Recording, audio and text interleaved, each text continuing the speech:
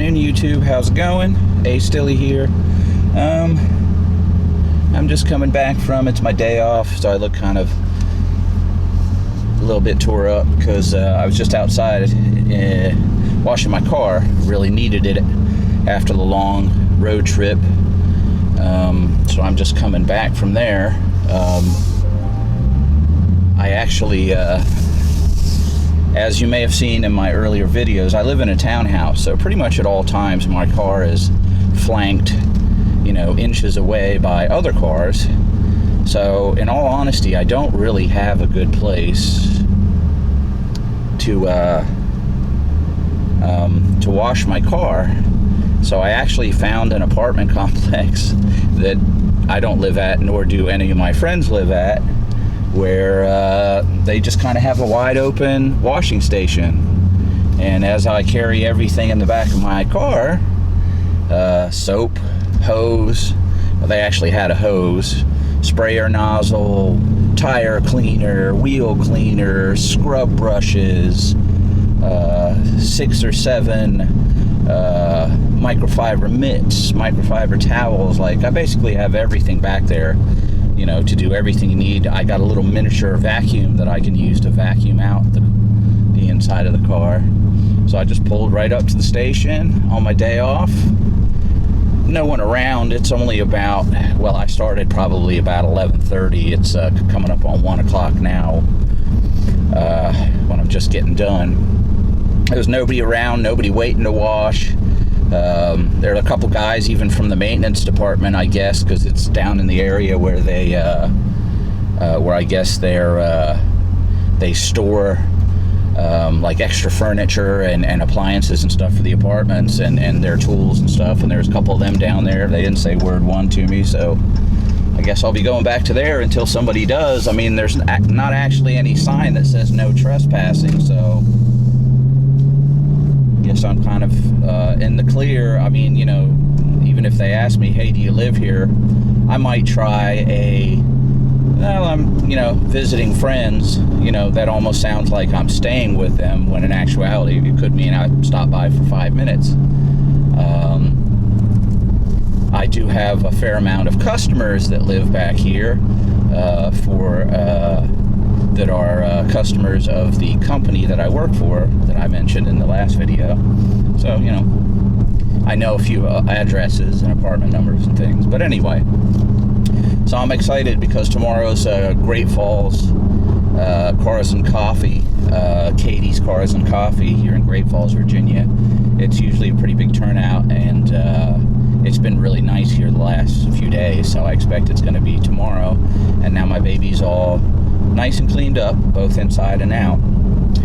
But this video, as it says in the title, it's kind of about my experience at Carmax. Now, if you watched the last video, you saw that in the last 7 or 8 years or so, I've gone through several cars, but most recently, starting last August, that being August of 2017, I actually I bought a Mustang GT convertible, a New Edge, a 2001. About 4 months later, actually it was in December, so I guess, about 5 months later, I traded it in at Carmax for a 2010 Camaro SS. So this is the car that I bought from my local Carmax. And as I said in the video before, if you watched it, if you didn't, just in short, I really loved the car. It was an awesome car. I love the way it sounded when I got the resonators cut out and had a really nice axle back put on. I put a new shifter in it, but I didn't have to do too much to the car, and I really loved it. It had a really comfy leather interior.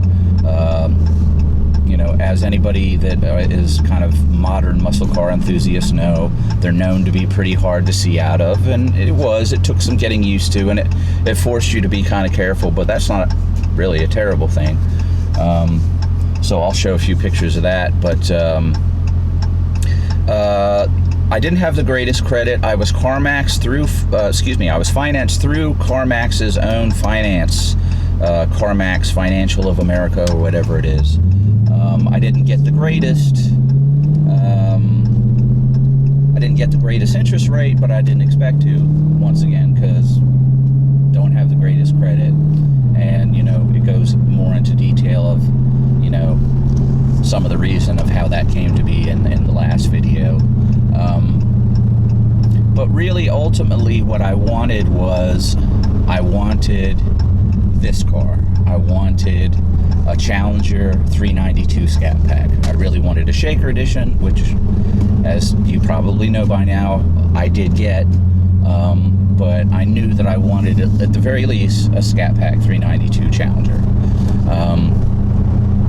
So while I had the Camaro, you know, I got the idea that, hey, you know, maybe if this Carmax place will finance me, I'll find somebody to finance me for a new car, and I could get the Challenger. Now, one thing I didn't mention in the last video, because it was already a really long video, was one thing I noticed as I was going through the process of, you know, finding the Camaro on the lot and then kind of wanting to go and sell the Mustang that I had at the time on my own, by putting various ads up at various places. I did notice there was a minor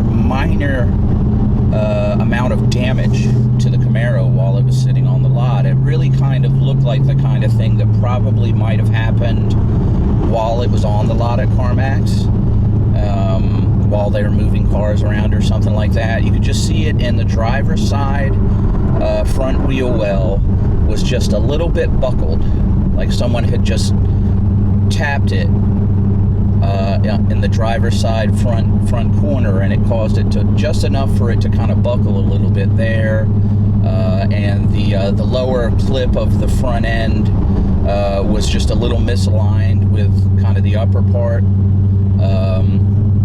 So I had a little damage, and when I pointed it out to the salesman, you know, Carmax has a thing where if you like a car but you're not quite ready to buy it, or you don't want to make the decision right then, they'll hold the car for you for a week for nothing.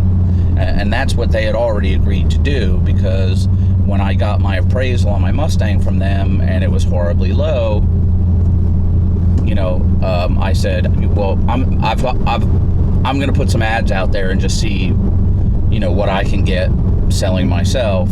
And if not, you know, next week, once the car is repaired, then, and we're ready to make the deal, you know, if I haven't sold it, I'll trade it into you guys. If I've sold it, then it'll be all cash and we'll make the deal. Cool. So they set about to working on it. I set about to selling my Mustang, which I did. You know, of course, so as soon as I go there to pick up the car, you know, he takes me out to where it's parked outside and says, you know, take a look around, see if, you know, it appears that, you know, the damage that you spotted has all been cleared up. It's been fixed to your satisfaction. Because the guy said, he said, Carmax doesn't sell cars as is. You know, we make them, we put them in the best condition we possibly can to sell them. So if there's something up and you bring it to our attention, we're going to fix it before you buy the car. Okay, cool. That seems fair. So they did. I bought the car, and then, you know, as I said in my last video, I drove it. I'd made one payment on it. I'd had it for about a month and a half. I'd put 1,500 miles on it. The asking price for Carmax, which obviously, as you know, is non-negotiable, it was $19,900. So I'd paid like one payment on it. I'd put, I think, $3,500 down in the end. And I started shopping for Challengers to see, you know, what would happen. Well, of course, you know, the first time I go to the Dodge dealer with the Camaro, I've only made one payment on it. You know, we're down finance-wise. We're down from $19,900, the asking price, a little ways because I put $3,500 down. But you know, there's finance charges, blah, taxes, tag, whatever. So I go and I go to the Dodge dealership, and you know, they're like, oh, well, we'll give you $13,000 for the Camaro. I'm like, it's, you could wash that car and sell it for 20 grand. But you know, again, and this is something that I think most people understand, but I think there is a fair amount of people out there that you know, still don't realize is, you know, with the golden age of the internet, so for quite some time now, because we all know the internet's been around for quite some time now, you know, people know, or at least they know a lot closer to what new cars really cost. So it's not like the days of yore where, you know, the salesman says, oh, well, here's what the MSRP of the car is, you know, here's, you know, what we pay for it, and blah, blah, blah, blah, blah. I mean, there's nothing, you know, to say that he's telling you the truth. I mean, it could just be some document that the dealership came up with to say this is how much we paid for the car, and we've decided to be nice and show you.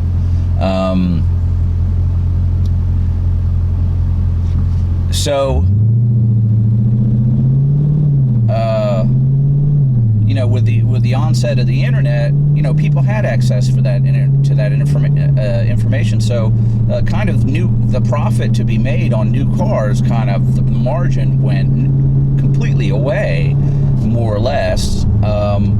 And you know, pretty much any car salesman will tell you the way that car dealerships make money now is off trades and off service.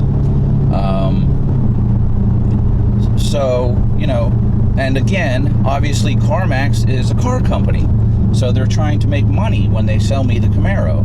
So they're not going to sell me the Camaro at $19,900 if the Camaro is worth $19,900. They're going to sell me the Camaro at $19,900 if the Camaro is worth $15 or $16, because, you know, they want to make $3 or $4 grand. That's how it, you know, that's how they're a business.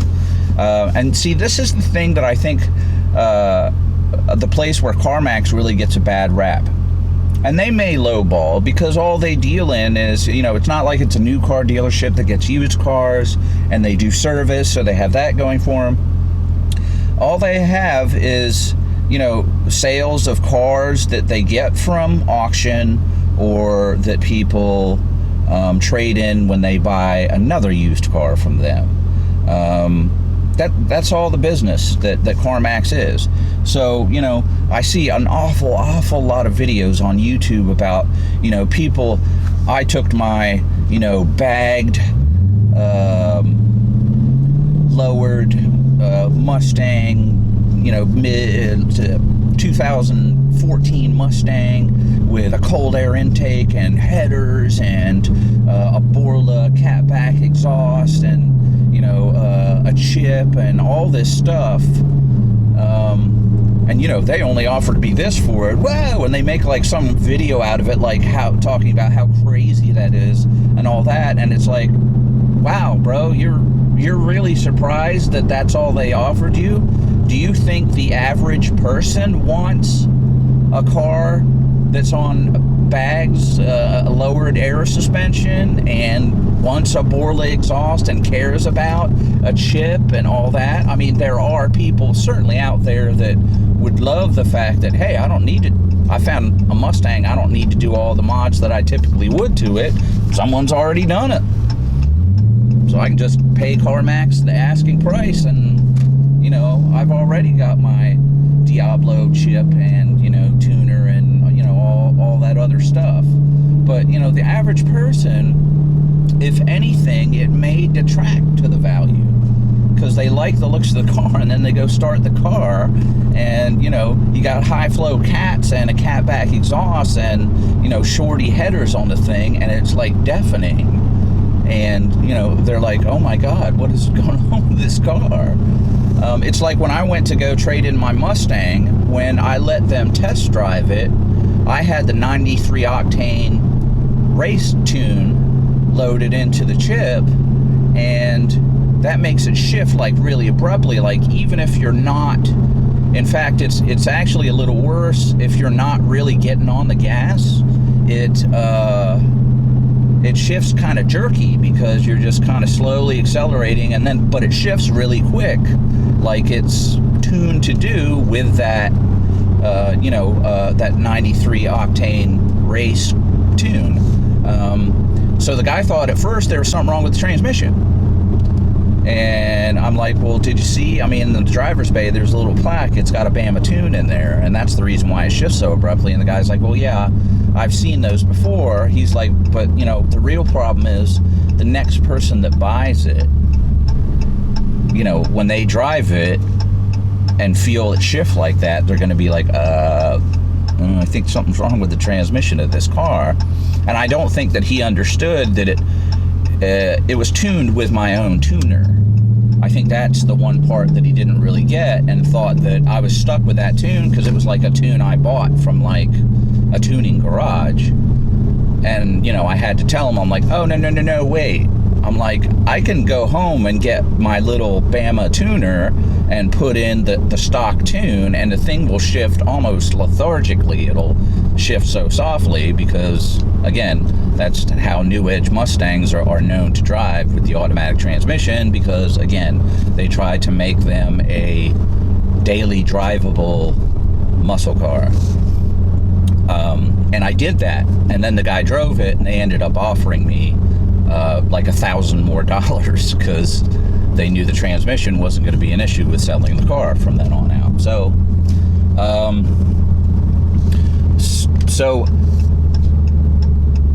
what I'm kind of getting at here is that I see an awful lot of video where people are like, yeah, I took my car, and I guess some people do it as a goof, just to maybe make a YouTube video out of it, you know, just to be able to make a 5 or 10 minute video about, you know, all the stuff that's in their car, and yet they offered me this, they offered me that, blah blah blah blah blah, they lowballed me, they did this.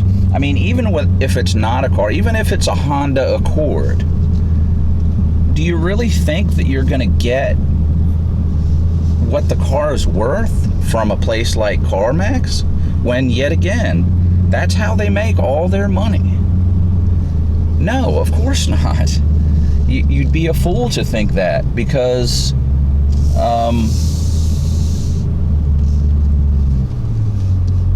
that's the way that they stay in business. It's a car business.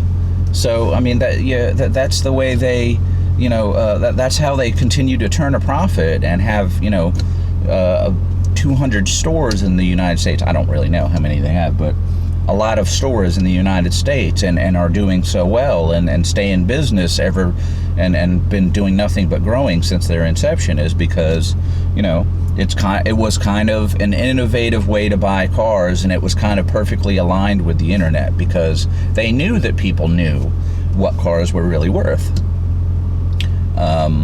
these days.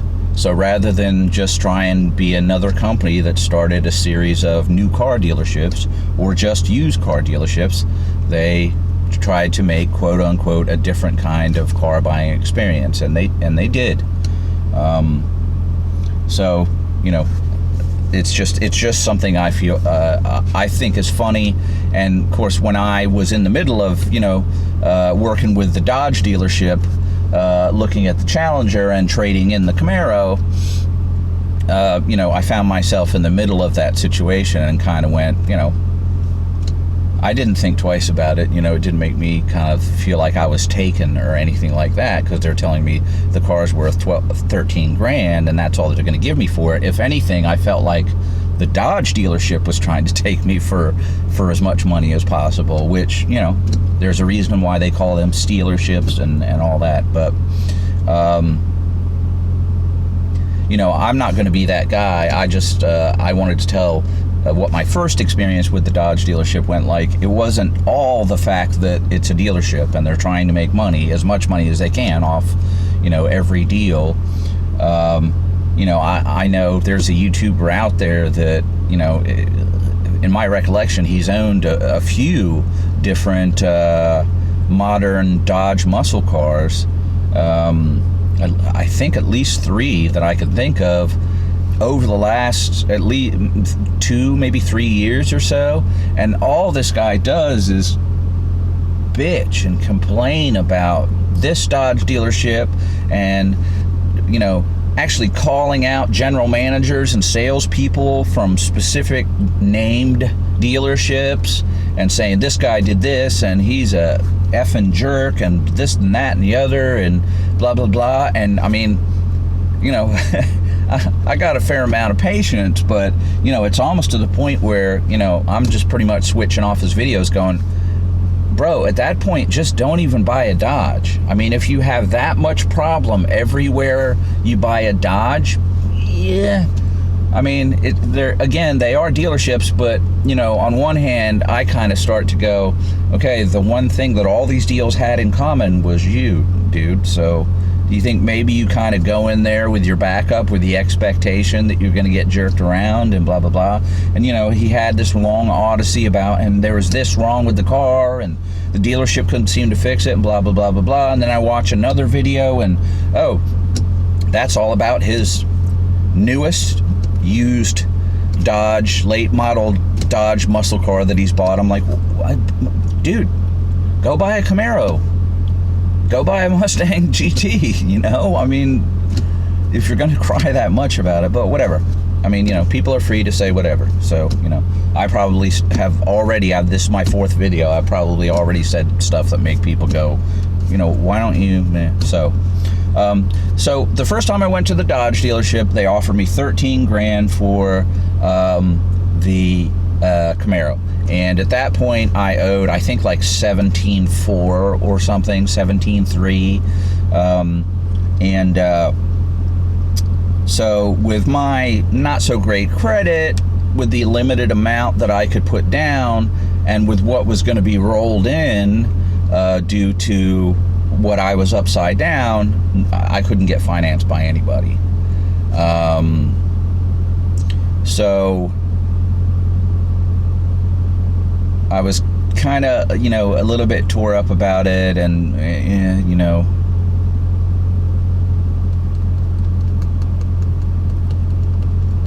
So I actually, after that trip to the dealership, I actually kind of considered the possibility of maybe just keeping the Camaro. That it couldn't be done, or at least it couldn't be done at this point. And like I said, I was in my last video, if I was still driving the Camaro today, I would be happy with it, because I liked it that much. It just wasn't the car that I wanted, the car that I could say, I have the exact car that I want, which I have now. And that's what I was trying to get. So I decided I was going to do just a few other cosmetic things to the car in the meantime, regardless of what I ultimately decided to do, keep it or manage to find a deal that I could deal with on a Challenger and trade it in. And they have like daytime running lamps. Now, the model that I had that was loaded, because it was a 2SS RS, it had HID headlamps, which are a very kind of brilliant white, as anybody that knows them knows, and it had like these HID headlights that just had it had HID headlights. It had these fog lamps that actually worked as daytime running lights, and they just had regular halogen bulbs in them, so they were not nearly as brilliant and yellow. But when your headlights typically came on, they went off, because they weren't really fog lights. Even though they were in fog light position, they were daytime running lamps. So just the little halos of the headlights would be on, if I remember correctly, during the day, and then these daytime running lights that look like they're fog lights because they're down where fog lights are supposed to be. So I got two things. There's a harness that you can get so that, and you clip it between the passenger side fog lamp or daytime running light, and the wire that runs to it, I guess, for power and you know, switching to turn it on and off. You put like this little doohickey in the line there, and what it does is it makes it so the fog lamps can be slave to the headlights, so you can have them on at the same time. Well, I put that in first, and it worked really good, because, you know, then at night I could have like the fog lamps on and the HID headlights. The only drawback to it was, again, you could pretty blatantly see when you looked at the car from the front that the kind of yellowish fog lampy things, and then the nice brilliant, like really, really white HID headlights, so they looked very different. Well, of course, I didn't think about this until after I'd gotten rid of the car. You know, someone pointed out to me, they're like, well, you know, if they're really meant to be used as fog lights, you know, the bulbs aren't supposed to be white anyway. They're supposed to be yellow. And I kind of thought about it, and I'm like, you know, I remembered back when, you know, most cars really didn't come with fog lamps, and they were like a dealer option, and you'd have like the two little, you know, rectangular fog lamps hanging off the bottom of your bumper, and they either had a yellow casing over them, or they had yellow bulbs, or both. So I'm like, oh, that kind of makes sense. But then it kind of doesn't make sense, because they're not really fog lamps, because they're daytime running lights. So, you know, it was a whole thing. But anyway, I kind of was like, well, you know, I really want them to match up now that they come on when the headlights come on. So I found some LED bulbs that were a very, very intense white color, like the HID headlights were, and I put those in, and matched up almost perfectly. It looked really good. But the thing is, now when I'm putting in I've put in the passenger side bulb, I'm putting in the driver side bulb, and the easiest way to do it is to open the, you know, the wheel well of a car. There's like a kind of like a heavy duty plastic kind of, it's basically really the wheel well area that, you know, obviously encloses the wheel well and keeps the tire from throwing stuff up into the engine, or, you know, up in the back of the car, or whatever, if it's the back wheels. I don't know what you'd call it, like the shroud or whatever. And it bolts to the kind of the side of the trim, or the side of the wheel well.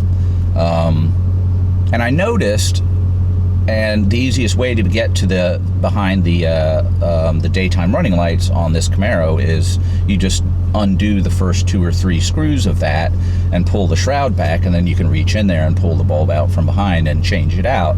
And I was doing that, and I noticed that I could only put 2 out of 3 screw holes in, because the screw holes in the shroud didn't actually line up with the wheel well. And I'm like, well, that's weird. And then I started thinking, I'm like, well, of course, this is the place where, you know, they did some or all of the damage repair. And I started,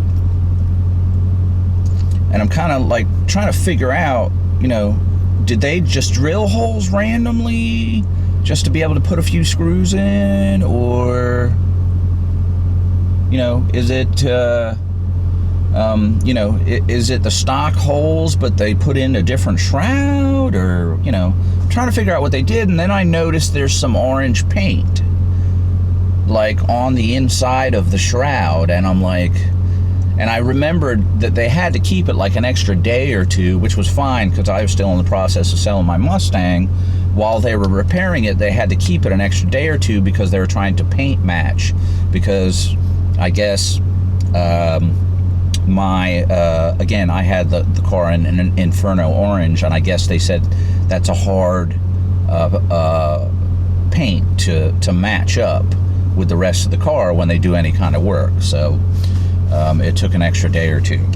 So I'm like, And at that moment, I actually got up from the car and I took a few steps back and I looked at the front of the car, and I guess it was kind of the first time I'd seen it in this light, but you could clearly see the hood, the front clip, across the top and around the sides and down to the bottom. Basically, the whole front clip of the whole front end of the car was a different color than the driver's side quarter panel, the hood, you know, everything that basically butts up against it. You could see that the hood wasn't quite lined up with it in places, and wasn't even lined up with the driver's side quarter panel either. And I'm like going, you know, it's starting to look like the damage that I saw either was independent of some other damage the car had previous to that, or there was more damage to it, and maybe a half-assed job had previously been done to repair this damage. And you know, I had kind of through looking in the right place when I was looking at the car on the lot, had noticed what maybe Carmax didn't notice when they were taking in the car as, I don't know, a trade-in, or again, you know, they buy. One of my best friends was a buyer for Carmax for quite a few years, and you know, they get a lot of stuff from auction to sell on their lots too. So I thought there's probably less chance that it was a car that they got from auction and it got by than maybe it got by somebody that was kind of going over the car to do an appraisal, because someone was trading the Camaro in to get whatever, you know, other car they wanted. So yeah, it was a weird scene, and you know, it just got kind of surreal. And so here's where, you know, the title of the video and the lead-in from the end of the last video kind of actually, you know, now we come to the big point, and that is that, you know, I had said before that I kind of wanted to share that I thought that Carmax really did me a solid when I had a very specific problem with, you know, having done a business deal with them, and it was over this Camaro. And I took this Camaro back to Carmax, and now, of course, Carmax doesn't know. They probably had some idea that it was a possibility, but you know, I never told them that I, you know, was wanting to go trade in the car, because I didn't obviously even tell them that I was trying to get out of the car. I just told them, you know, I was working on the car doing purely cosmetic things, and I suddenly noticed this. So I took it to the Carmax dealership where I got it, and I talked to, I think, a sales manager, and he said, okay. I kind of explained to him that, you know, I was doing some work on the car, and I noticed that, you know, there seemed to be a substantial amount of repairs that had been done to the car, that it was visually reasonably obvious that you could see that had happened, and I hadn't noticed that before, and it certainly hadn't been pointed out to me. So he said, okay, I'll tell you what, he said, drive the car around to our service area. We'll open the door. I'll get one of our buyers to meet back there, and we'll all take a look at the car. Cool. So I drive the car in there, and the buyer's looking at it, and he's got like the little thing they use to check the depth, I guess, of the paint. There's like a little handheld jobby that you can like check to see if the paint is like all the same depth, or I don't know, maybe it's the body panels are all the same, you know, density or something. I've seen people use this thing before, and he's going around and he's looking with a flashlight and all that, and he actually pointed out some things that I didn't see. He's like, oh, well, actually the passenger side quarter panel, and it looks like possibly the passenger side door, the inside of them is not Chevy primer color. So it looks like those have been replaced. So now we're talking about parts of the car that I didn't even spot. We're not even talking about just the front clip or the driver's side front quarter panel anymore. We're talking about parts of the car that, I didn't even notice. So, I'm starting to get kind of, and the guy's like, well, they kept kind of coming back to the fact that cosmetic damage to them is not considered like damage. Like it's not, to them that doesn't mean the car has been wrecked, quote unquote. Cosmetic damage is like repairable damage, like a quarter panel gets mangled and you replace the quarter panel. The front clip gets a crack in it because it's plastic, they replace the front clip. That's not considered like a wrecked car, or kind of something along those lines. And what they were saying made a certain degree of sense to me. But and I just kept saying, I don't feel like I was misled, like you guys knew that this car had this horribly sordid history, and just sold me the car as if it had a completely clean history, knowing full well that the car had been jacked up a bunch of times, or a few times, or at least one time, or whatever. I don't feel like I was intentionally led to believe something other than the truth, but here we are. I thought I bought a car that had a clean history, and in my opinion, regardless of how you rate cars, I say that it doesn't have a clean history. To me, it's obviously been wrecked at least once, more than likely on a few different occasions, and to me, that's not the car I bought. And the guy's like, okay, well, so how can we fix this situation? This sales manager guy, he's like, what we can do is we can get you out of the car, and you can look on the lot and look on our online inventory, and we can get something here, or bring something here from somewhere else if you see something online, and we can get you a car that you're happy with, and we can give it a substantial once over with you, right here in the Bay with mechanic, buyer, whoever,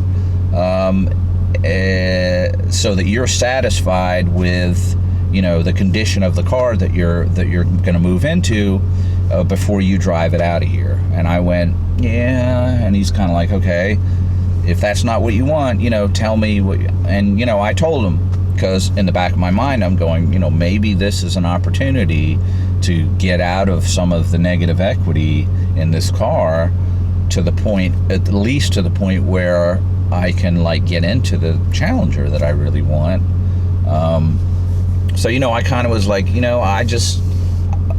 I really would rather just walk away from this in some way, shape, or form. And the guy's like, okay, well, I can do this. He said, my general manager is away. It's Friday. He comes back on Tuesday. He said, come back, bring the car back on Tuesday. I'll talk to him about it. But, come back after work on Tuesday, and what I'll talk to him about is giving you a very, very fair assessment for buying the car back. So in other words, basically they're going to give me a very positive appraisal to buy the car back from me. And I had no idea what that would look like. But, I was reasonably hopeful. I'm like, what if they would buy the car from me for the $17,400 that I owe on it? And I still have, I still said I could scrape together $2,000 or $3,000. Maybe that gets me into the Challenger. well. In the meantime, I started working on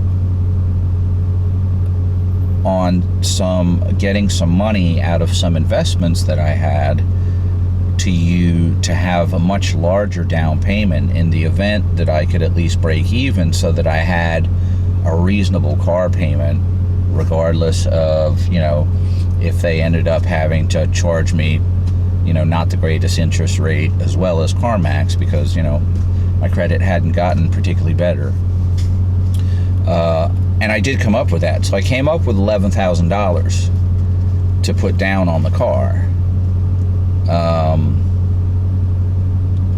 So here's the thing, though. And this is where the Dodge thing got a little bit kind of questionable for me. I go see the Carmax people on Tuesday, and the guy's like, yeah, the sales manager that worked with me wasn't there, or wasn't available, or something. So there was a different sales manager. He said, remind me what the situation is. I'll go talk to the GM, and I'll try and see if I can get the other guy that you saw last week on the phone and find out where we're at. So I tell him the basics of what's up. He goes away. He comes back in about 25 minutes.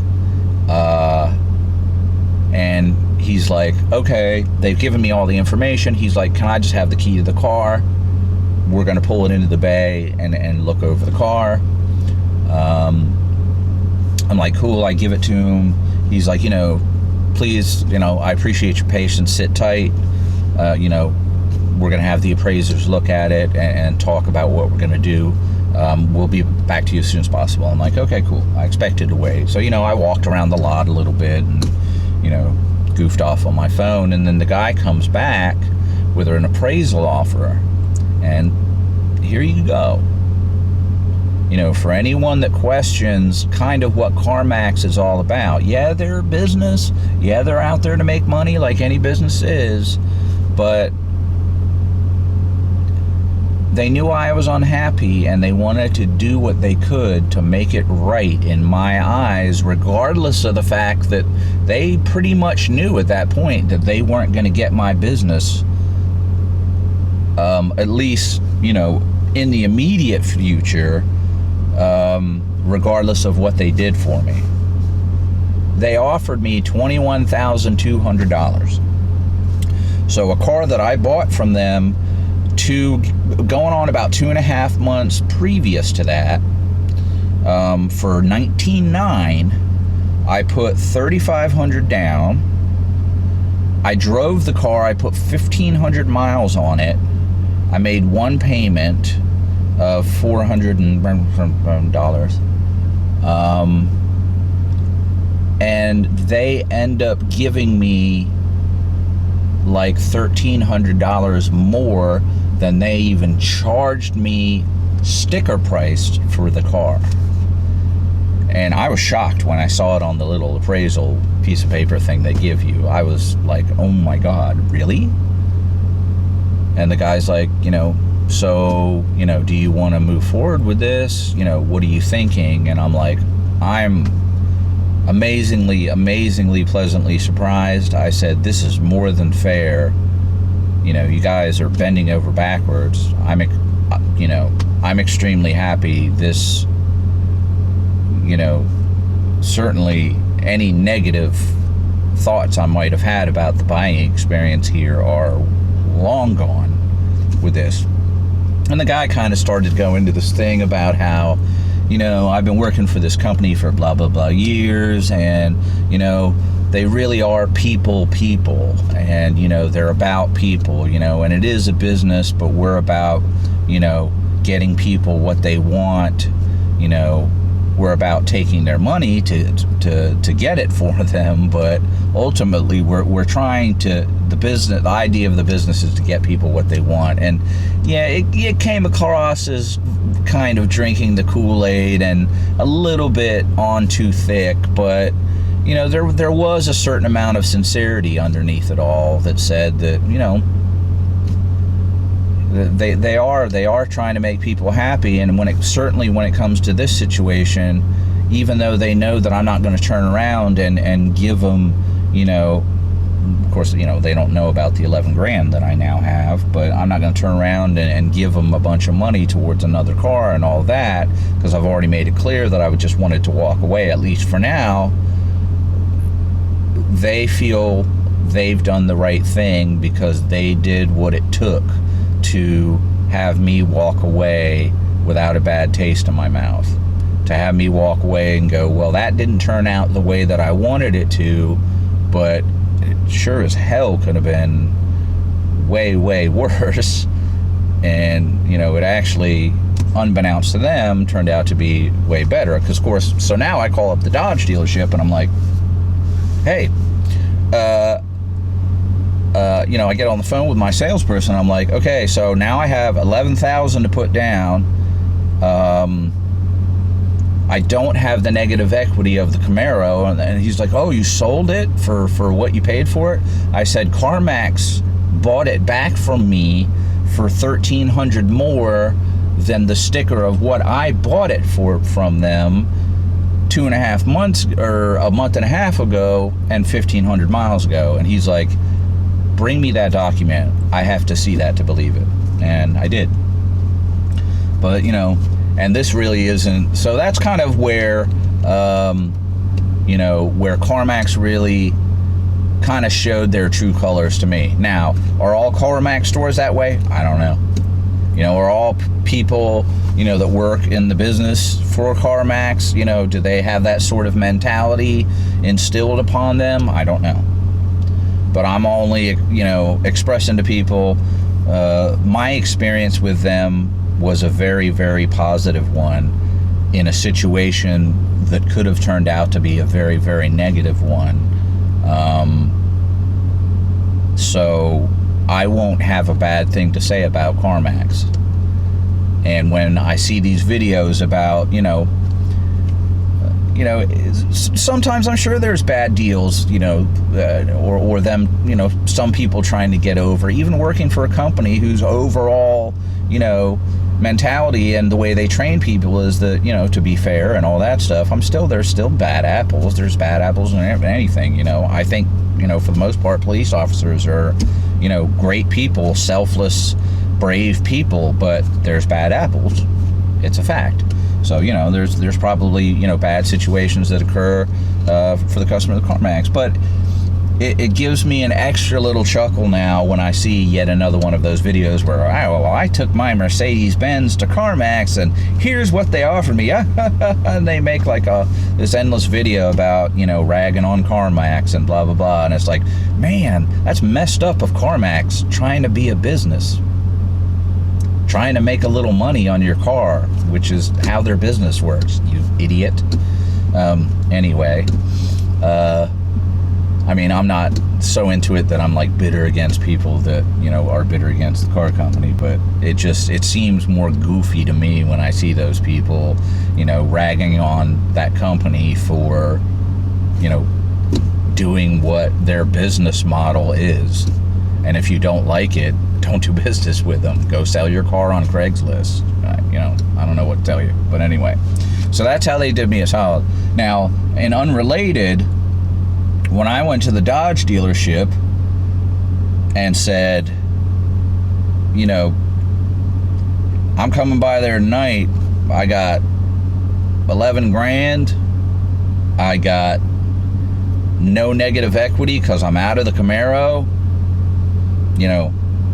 and of course my salesperson is like, dude, if you got 11 grand and you have no negative equity from that Camaro to roll in anymore, come on down here after work today. I'll put you in the car. He's like, we'll at least put you in a 2018, base model Scat Pack, and, or we could look at whatever else. And I'm like, cool. So, I go down there and we start going through the motions on this car, the 2017 Scat Pack Shaker, and the finance guy is like, oh, well, we can't seem to get you done. I'm like, what? Why? And he's like, oh, well, it's so early that when all the banks are running your credit, it's showing up as you still having this $20,000 loan open with Carmax Financial. And I'm like, you trying to tell me that there isn't some way that they can just put in their software, ignore this, and say, you know, but take the 20 grand loan with Carmax Financing of America and throw it out the window, and based on his credit and the 11 grand and the price of the car, you know, can we do a deal? And he's like, well, I mean, you know, I don't work for a bank. I work for the finance department here. And it was just, and then it was like, yeah, they all, you know, they don't want to finance you for $26,000. They want to finance you for like $22,000 or $21,000. So, you know, if you could give us like 4 or 6 more grand, then, you know, a few of the banks said we could get the deal done. And I'm like, boy, that sounds suspiciously like you just trying to get more money out of me. Again, it's a car dealership. I'm not surprised, but, you know, I kind of left that night just kind of going, really? Wow. You know, you guys are charging me 34, I think it was 34.1. It was either 34.1 or 34.7 for an automatic 2017 brand new Scat Pack shaker with, you know, leather, Alpine, heated seats, cooled seats, you know, all the stuff that I've listed in my other videos that it's in this car. And with 11 grand, you can't finance me when I just, you know, had no problem getting financed by Carmax for a car that cost 20 grand. I mean, I know there's a few grand more now, but, you know, I'm putting $11,000 down versus, you know, putting like $3,500 down on the last car. What, you know, and I don't presume to know the ins and outs of, you know, financing an auto loan other than kind of a bit about the consumer end. So, you know, maybe it was legit, but it just really started seeming like this financing guy was trying to find a way to get more money out of me.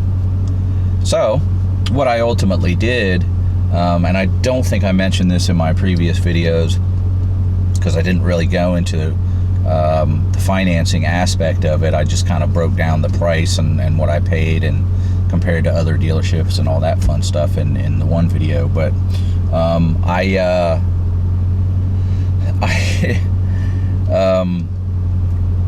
I actually had been in the process of applying to Navy Federal Credit Union. As I mentioned in a previous video, maybe more than one, you know, I got out of the Army in like 2011 or 2012, I don't remember which. So I had the ability to join Navy Federal Credit Union, and so I went ahead and I finalized the application with them. When I woke up in the morning, I think the very next day, I had an email waiting saying, you've been accepted to Navy Federal Credit Union. And as part of the application process,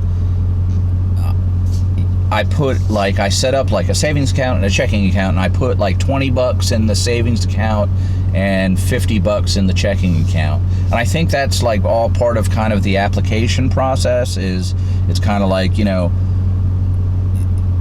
you have to like tell them, oh, here's my checking account info or my most bank card info or whatever.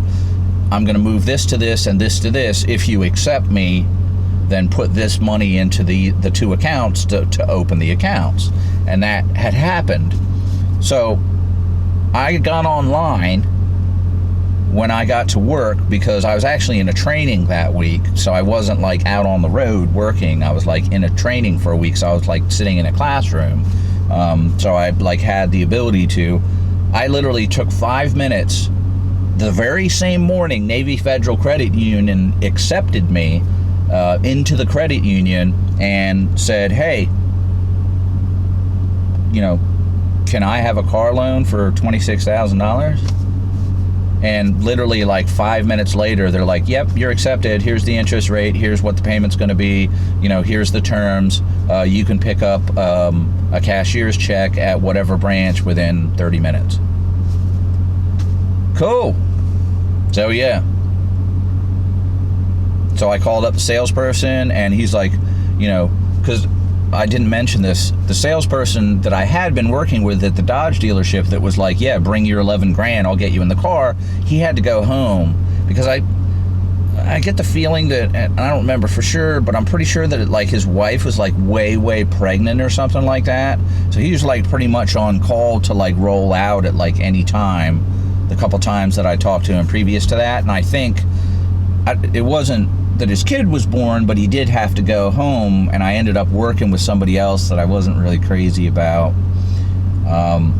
So when I called him the next day after I had secured the loan with Navy Fed, he's like, look, I don't know what happened yesterday, but if you come here after work today with, the 11 grand, I'll get you in a scat pack somehow. He's like, I'm really sorry. I feel like you got jerked around. He said, I don't really understand what happened. I'm going to be totally honest. But I said, you know what? Let me cut you off there.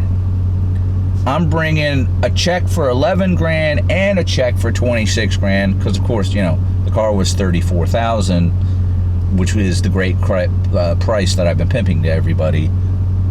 You still have to pay like Virginia sales tax, you still have to pay destination fee, you still have to pay blah, blah, blah, blah, blah. So it still ends up being like 37 something or whatever it was. So I called him up and I said, let me cut you off there. I said, I'm bringing a check for 11 grand. I'm bringing a check for 26.4 or 26.3 or whatever it is. I'm bringing the price of the car, prep the car. I'm bringing the money. And he's like, oh, all right, cool. So yeah, and I rolled down there and slapped them jimmies on the desk and was like, give me the car. And that finance dude, he refused to do, because you still go and talk to somebody from finance, because you still sign all the papers even though you're just giving them the money for the car, and then they try and sell you the actual bumper to bumper warranty and all this stuff. And I actually ended up getting the paint protection thing, because the price that I had kind of got my check and the check from Navy Fed against had actually gone down $500 due to some incentive or something like that, and they were selling like the paint protection for like $200. So I'm like, okay, I'm not going to pay $2 grand for the above and beyond everything warranty thing. He said, but he said the paint thing, for years and years people have been like, he's like, I'm not going to say anything about this quote unquote Scotch Guard to the interior, but the paint thing, it is basically, it ends up being a paint warranty, the Resistol or whatever. He said, with the money that you're giving us, basically all you'd have to do is give us like $205, and you're basically getting it for $205 when it's like $700, because the price has changed by $500. I'm like, fine, you know what? Just give me the deal at the Resistol thing. So I took that, and yeah, I drove home with the car that day. So I don't even really know if, I'll never know if the situation was legitimately the way they, pimped it to be, that, that the banks just couldn't get it done because of this, this bank loan with this financing loan with Carmax that hadn't closed out off my credit report yet. I'm like, you're trying to tell me with all the advanced banking software and all the analyticals that are probably built into it for dealing with people's credit scores and references and income and all that stuff, there's not a way where they can just go, hey, this is actually closed, ignore this, and what do you say other than this? You can't really do that. And then he suddenly comes back with, oh, well, a couple of people said we can get it done with $4,000 to $6,000 down. I'm just like, yeah, you know what? I'm gonna go home and you know, talk to my salesman tomorrow, not this other guy, and you know how it ended. So that's it. So that's my my story about Carmax and how I had, you know, what seems to be a little unusual for YouTube, or at least that anybody posts on YouTube, how I had a good experience with those people, and how I feel like they really did me right, and they really bent over backwards to have me walk away knowing I was just completely walking away, with the thought that yeah, you know, they're okay as a company. They really are out to, you know, give decent customer service and make people happy, even if it's not as a customer, which I quickly, you know, obviously was a customer but became not a customer. Walking out the door, not a customer, they still wanted me to walk away with good things to say about Carmax, and I do. So that's what this video was about. So if that information again is useful to anybody, I'm happy. If this video was totally boring, I'm sorry, but you know, it's just these are the things I choose to share. Not really sure where I'm going to go with my next video, but you know, keep your eyes open for it. I'm trying to every 2, 3, 4 days tops post something else. So I guess I actually posted my last one on Sunday. Today's Friday. It's the first day off since I've had since then. So here's the thing about the Carmax dealie that I went through. So you know, if you like the video, maybe if you're a friend of mine and you didn't like the video anyway. If you like some of the stuff I've posted already, subscribe. If you're a friend of mine and you don't really like it, please subscribe anyway. No, it's not really a huge deal. You know, I'm kind of doing this, a big part of the reason why I'm doing this YouTube channel as a bit of an outlet, and hopefully simultaneous with that, you know, having a bit of a creative outlet, and maybe some people get to walk away from one or more of the videos with some information that they didn't have when they started. You know, how does the, you know, the 8.4-inch Uconnect system in a 2017 Scat Pack work?